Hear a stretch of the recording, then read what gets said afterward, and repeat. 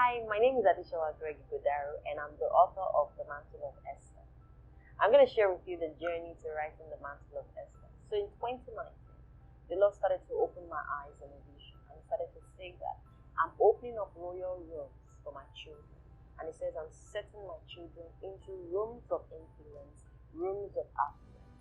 And so, I felt that it was just a prophecy for my community and, of course, for myself as well and those around me. And so I began to share it with my community and also to put it up on our website. And so towards the end of 2019, the Lord began to tell me, He said, I need you to write The Mantle of Esther. So I had authored the book at first, titled Chosen. And the first time I authored that book, I knew that the book was not done. And then I went ahead to write a prayer memoir. And so they're just prayer points from the book of Esther. And the prayer memoir accompanied the first book, which was a novel on the life of Esther. And so when the Lord began to speak about the Mantle of Esther as a book, I realized that this was actually the tipping point for the books that I had written earlier on. And so God, I believe, is going to be setting His children in rooms of influence. This is the fact that He's going to be putting sons and daughters in places and positions that they can't walk for. Places and positions that are influential. And it needs us to come to that place where we understand that what will sustain us in those rooms are not the effective carrying out of the responsibilities that are given to us. Now, this is not to say that you're not going to do your work well. But what He's saying is that there's something bigger than you being loyal or being responsible for the work that is given to you. And that thing is intercession. And so through the lens of Esther, we're seeing God crowning us in glory with the things that He's putting in our hands to do. And so this book is for sons and daughters of God who are working in the areas of influence, mountains of influence. When we talk about the mountains of influence, we're talking about the mountain of media, we're talking about the mountain of arts and entertainment, the mountain of religion, the mountain of government, the mountain of family, the mountain of education. Whatever mountain it is that you have been called to, God is going to be setting you in position. For some people, He's going to put you in a place where you're going to be recommended by someone. For another set of people, He's actually going to be giving you ideas that have never been done before. Ideas that doesn't have any blueprint anywhere. So you're going to have to rely on Him to be able to carry it out. And so for these two categories of people, you're an Esther. This is the time that you were born for. The scripture says in Esther chapter 4 that you were born for such a time as this. And so we cannot be careless by the way we handle the positions, by the way we handle the influence, by the way we handle the access that we are being given. And so the Mantle of Esther is God's crowning tool for our destiny.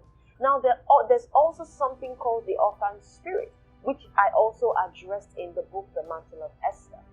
Because Esther was an orphan and she didn't realize that she had gotten to the place where she was born to do something miraculous. She had gotten to that point and she did not realize it. And so God can give you an idea that seems so big and so great, and you do not know that that is the reason you have been created. That is the moment that you have been waiting for all your life. And so you have to get to that point where you begin to own your place. You begin to stand in the calling that you have been called into. And you need this book, you need this Esther's journey to be able to see that you are not just a miracle. There are also many things that accompany the place and the position of being an Esther. And so this book is for every son and daughter of God. We have come into a season where your innovations, where your interventions, where those things that you think are social innovations as well are not only enough. Your intercession is what is going to sustain you.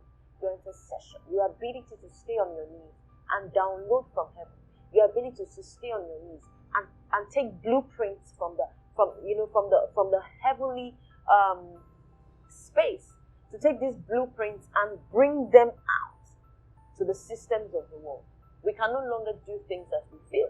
We can no longer go on search engine, and begin to determine what we do by what the search engines say. I'm not disputing the fact that research is fantastic. I'm not disputing the fact that we need blueprints from other people. What I'm saying is this, that we are now being called to stay in the position of intercession and receive that which is needed. There's a chapter in the book called The Miracle. And I asked God, I said, what's exactly the miracle of Esther? Is it the fact that she became a queen? Is it the fact that she prayed and Haman was hung on the gallows? And he said, no. He said the miracle of Esther is the fact that she realized who she was at the point that it was most important. And so, honey, this is the time for you to arise and take your place. The Mantle of Esther is going to be officially released on October 23rd. But of course, you can start pre-ordering now at themaghub.com/mantle. That's themaghub.com/mantle. When you pre-order the Mantle of Esther, I'm also going to be sending your way a copy of the Chosen Prayer Memoir. That's the second book that I said that I wrote. I'm going to be sending that across to you because it has in it prayers from the life of Esther, as well as note journals where you can just, write the things that God puts in your heart as you pray.